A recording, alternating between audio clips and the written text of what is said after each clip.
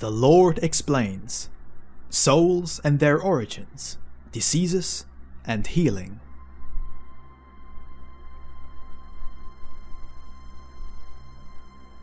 Chapter 35. The difference of the souls on earth. The Lord.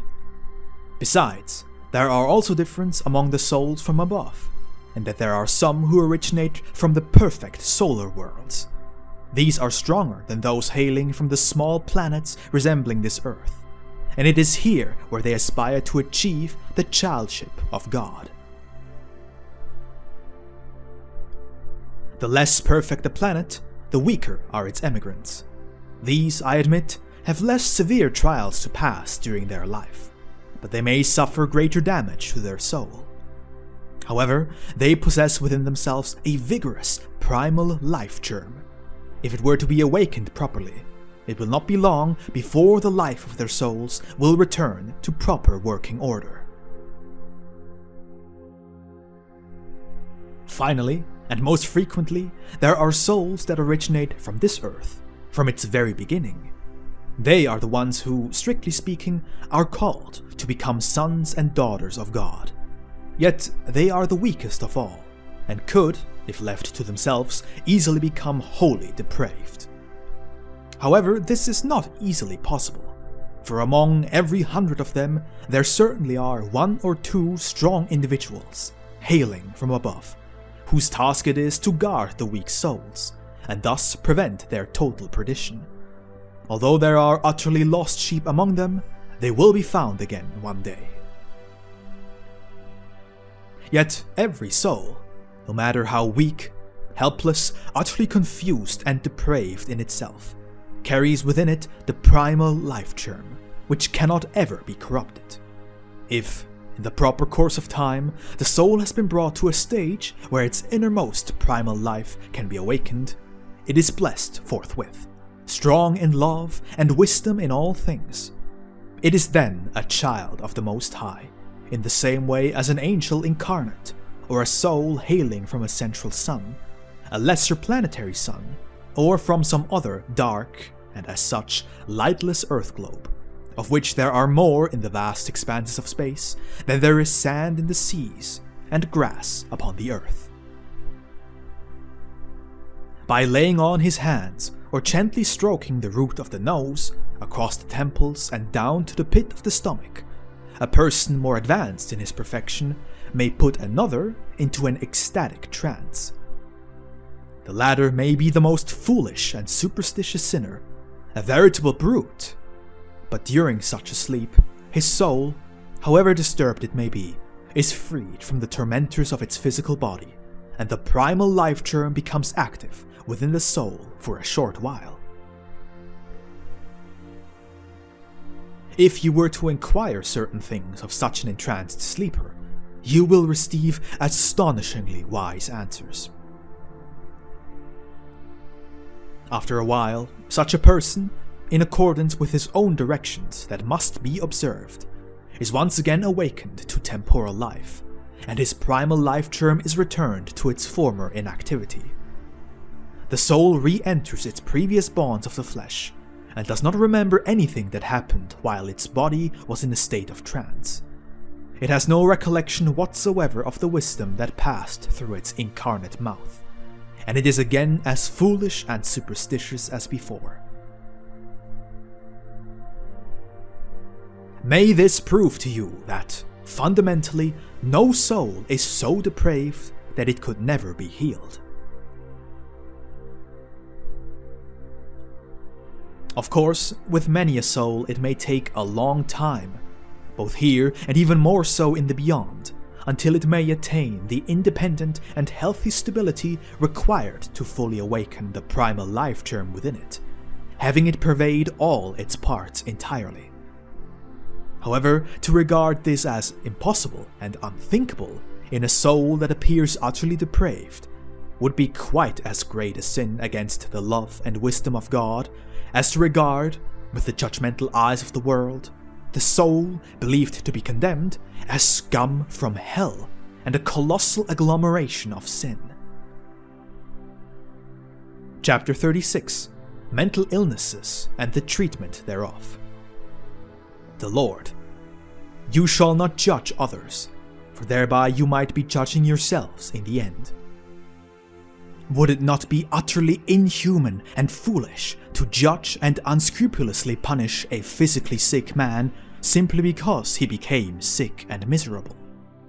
And yet it is an even greater and more inhuman folly to judge and condemn a person whose soul has grown weak and sick.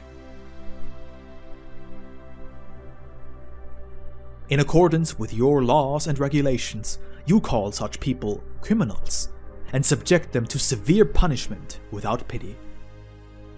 And what are you doing thereby? You are punishing a soul because it has become sick through no fault of its own. Ask yourselves how your courts must appear to God. Ask yourself also, my philanthropic Cyrenius, what you, as a supreme judge of Rome, with power over life and death, would have done with the 5 principal criminals had I not been there. As I see it, you would have listened to the enumeration of their infamous wicked deeds, and finally had all 5 crucified. Would it ever have occurred to you that such spirits could dwell within these 5? Oh no, this you would never have thought. Infuriated by their crimes, you would have condemned them to death in coldest blood, and moreover put your own mind at ease by thinking you had rendered a good service to both God and mankind. What damage you would have done to mankind by uprooting those spirits, which now, completely healed in soul and body, shine like the vernal sun upon the men of this earth, and will warm and motivate many thousands upon thousands of human hearts to the things that are good and true. From now on, you will indeed proceed in a different manner, but previously you would have been unyielding. And behold, this is the case with all temporal courts of justice on our dear earth. For the physical diseases and ailments, there are doctors who prepare all manner of medicines. Only for the maladies afflicting the poor souls, there are no doctors and medicines other than a heavy tome brimming with laws that are difficult to keep. And behind the laws hangs the sword of judgment. Would it not be better, more prudent and humane to establish more doctors and medicines for ailing souls, rather than for their bodies, which, before long, will become food for the maggots anyway?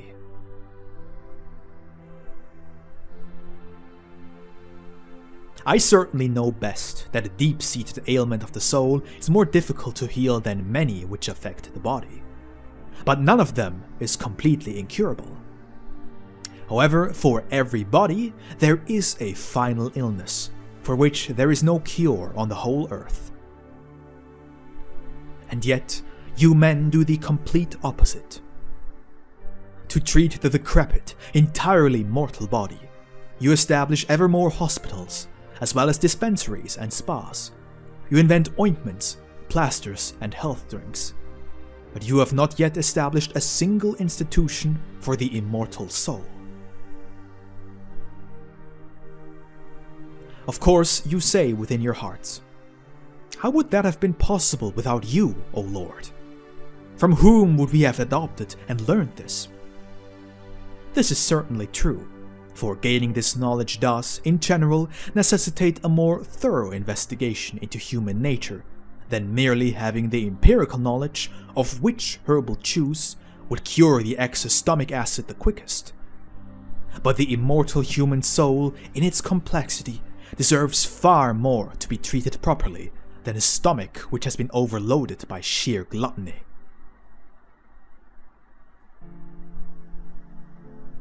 It is, of course, at all times true that physicians of the soul, by God inspired, have been sent into this world, and that they preached the proper way to heal men's souls.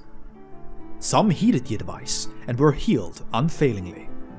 But the so-called great and powerful on this earth always imagined themselves to be quite healthy in their souls, finally persecuted these physicians and forbade them to heal sick souls, In this way, the great and powerful on this earth were always instrumental in preventing the blessed teaching of the healing methods for these souls from developing the roots necessary for the growth of a proper healing tree. And wherever a healthy and vigorous seed was sown, the selfish and power-hungry of this earth used to cut back the tree, removing the, to them, superfluous branches and twigs, and scraping off the essential bark, until the whole tree had to wither and die. Thus, to this very hour, no remedy for sick souls has been invented and implemented, other than exceedingly harsh laws, horrific dungeons, the sharp, merciless sword, and all manner of instruments of painful execution and death, all of which are products of souls that are ailing as well, but are nonetheless strong. The latter must be helped first of all, if the healing of the small, weak, and downtrodden souls is to succeed on this earth. Chapter 37 on Mental Institutions and Doctors of the Soul. The Lord. I myself had to come down to this earth, so that, for all the sick souls, I could establish a permanent and forever effective institution for their healing, such as men could never have established themselves. However, notwithstanding all this, it will always be difficult to establish an institution of this kind for sick souls, because certain people will begin to feel that their imaginary rights in this world are being infringed upon. Self-love and worldly love, whiffs of hell in the hearts of men, will always resist, not wishing to be healed of their severe afflictions, and they will not give up their worldly remedies, or their harsh laws that are difficult to keep, together with their judgments and punishments.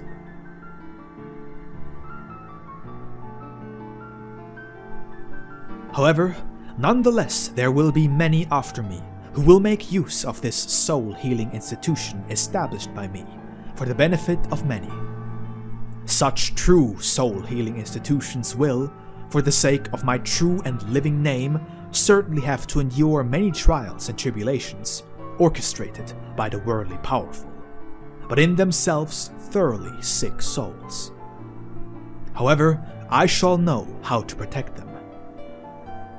But should the worldly souls that have grown severely ill of their own volition attempt to bring down these healing institutions out of sheer madness, then I shall seize them by a suitable and extraordinary judgment, and I shall arrange the healing of their souls in institutions in the beyond, where there will be much howling and gnashing of teeth, until their healing has been ever so gradually accomplished.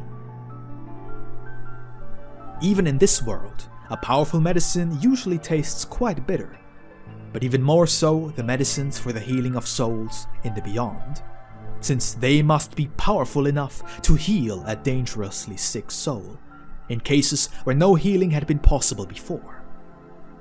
Yes, they will certainly be healed, but it will be a long and desperately painful process. Therefore, blessed is he who will heal his soul in these earthly healing institutions.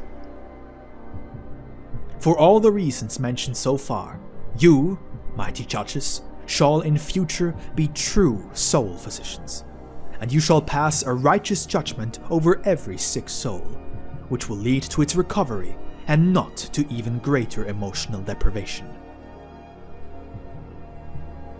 Truly, the degree by which you will worsen the condition of an already sick soul, by means of a judgment that is sick in itself, to the same extent will your own soul become more miserable and sick, and your healing in the beyond will be far more painful than that of the soul you had made more miserable by your evil judgment. For such a soul, in spite of your wicked and absurd judgment, is and will remain sick, though it will respond to simple healing in the beyond.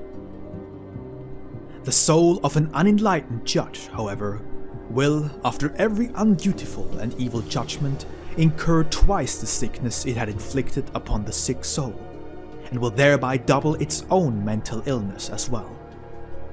Hence, it may be easily concluded that the healing process in the beyond for the severely diseased soul of such a judge will be a bitter and lengthy one. If you happen to be an incompetent doctor and, being sick yourself, visit a dangerously ill person, thinking only of selfish gain, and, in your incompetence, administer to him a medicine that not only does not help him, but only worsens his condition, then what benefit would you derive from that? According to your custom, you are not paid if you have not helped him, but instead you have contracted his disease on top of your own. A competent doctor who visits your former patient in your place will no doubt cure him with a simple but effective medicine. Whereas for you, who are now suffering from 2 diseases, he will have to use a medicine that is twice as potent, which, in your suffering body, will produce twice the reaction than that which the simple medicine will have caused in your former patient.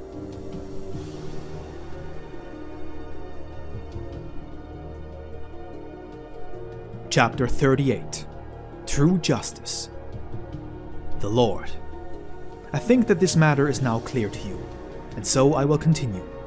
By what I have told you, I did not mean that you must abolish all prisons and detention centers, which are indeed a necessary evil to counter the great wickedness of severely ill souls, or break all the fetters and swords. Oh no, this is not what was meant by it. For contagiously ill souls must be carefully isolated from the healthy ones and kept in detention under supervision until they are thoroughly healed. However, allow not your anger and desire for revenge to keep them confined in secure places, but instead your great love for your neighbor, and, closely related, your sincere concern that they might be completely healed. Whenever the true spirit of love indicates to you that one or the other severely ill person requires bitter medicine, do not withhold it from him, for this would be an immature and untimely sign of compassion. Only in the spirit of true love must you dispense a bitter medicine to the seriously ill. It will surely bring about his desired recovery, and thereby you will derive many blessings for yourselves.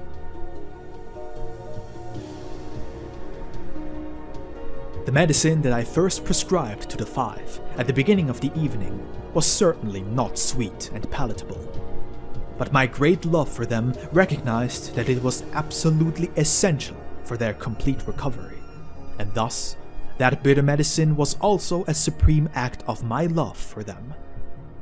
Consequently, it was so much easier in the morning to heal them of all evils, and if one of them bears a grudge against me because of the bitter medicine, let him speak up.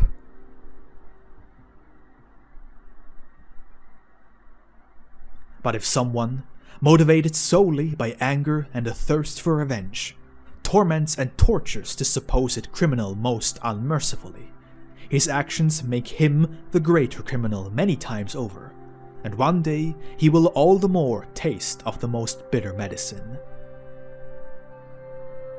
Whatever measure you use in your assessment, that same measure will be used to reward you. Whoever measures with true love will one day himself be measured likewise, but he who measures in anger and revenge will one day, for his own healing, receive an administration of the very same medicine, but twice the quantity, and he will not be released a second too early from the harshest institution in the beyond, until every hard fiber within his soul has become as white and soft as wool. I have now shown you the true nature and character of man in general, and you can no longer say, "This we did not know." But since you now know it, do act accordingly, and teach it also to those who rank below you, and, being sick themselves, do thus far not know what they are doing. You will then, as true and healthy collaborators working for my kingdom upon this earth, be active in the right and best measure, and my approval will accompany you wherever you go.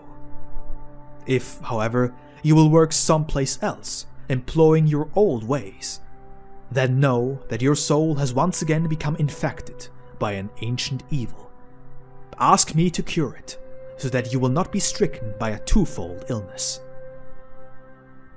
O you who judge, making the poor, sick souls even more ill than they were before, earnestly consider what you are, and what you should be in all truth, and what you are supposed to be doing according to the order of God. You judges and overlords, ruling over the impotence of the peoples, from whom, in the end, you derive your power, might, and respect, shall be true fathers of your nations, and as such you must be concerned for the health of the souls of the many children entrusted to you, with all love and true fatherly diligence. You need not be doctors caring for their bodies, but rather doctors caring for their souls. If you see your children disregarding the rules of their parents, and even grievously sinning against them every now and then, would it be appropriate for the parents to take one of the children and torture it as an example to deter others, and finally even hang it on the cross?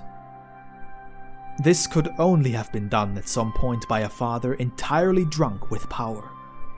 However, you will not find many such examples throughout the history of the world.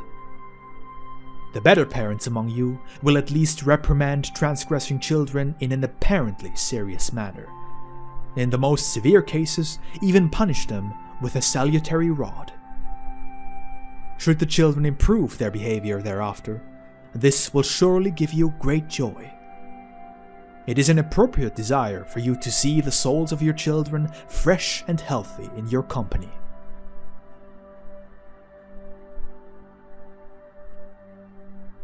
You mighty judges shall behave in like manner towards all people, and your joy will never end.